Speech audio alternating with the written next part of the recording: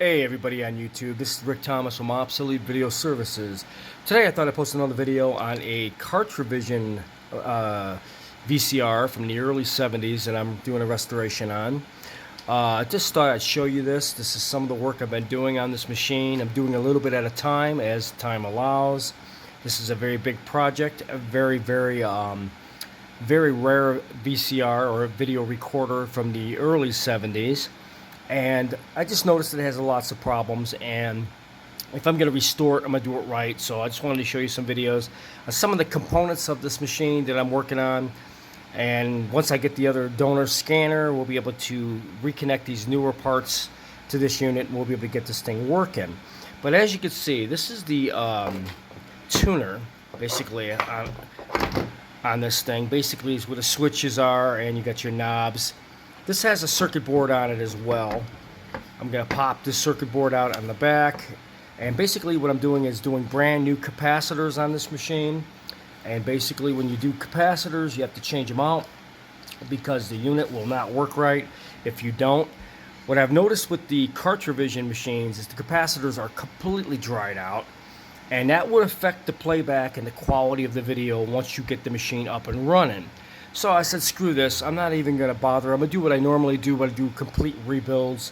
I'm just going to recap the entire machine and get this thing working up to par. Once I do get the scanner working on this Cartrivision, we'll be all good, right?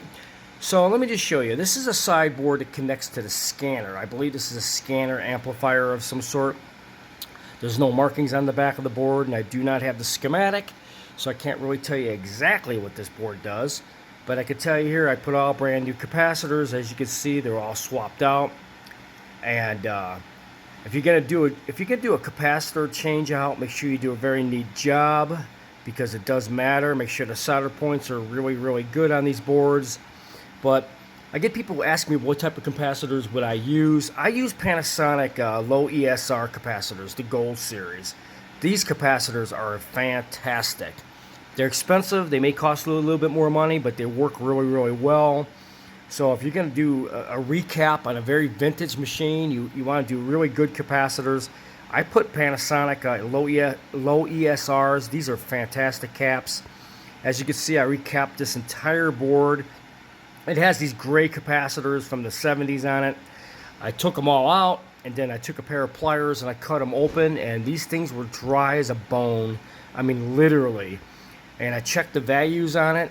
Some of the 100 microfarad capacitors, they're supposed to be 100. They were ranging 280 microfarads.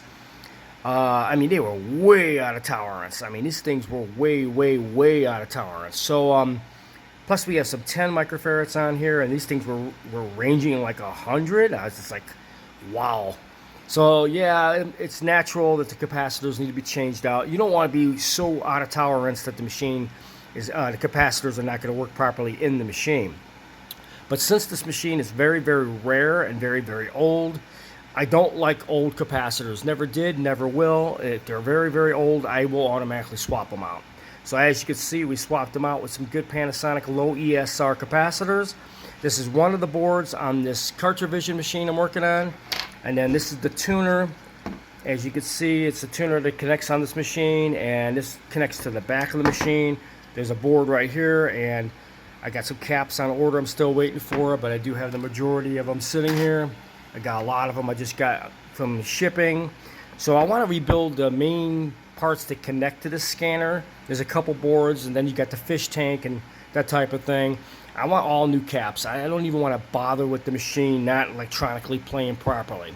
So if you have any questions about recapping a machine or working on vintage video pieces of equipment that need new capacitors and how to do it, I recommend you get yourself some desoldering braid, a good solder gun, and some very good capacitors. If you can recap a video machine, I prefer using a Panasonic low ESR Gold series capacitors. I find those to be pretty much the best ones I've seen on the market. They work very well. If you have any questions, drop me an email. If you have any comments, drop a little message below. I hope you guys enjoyed this video.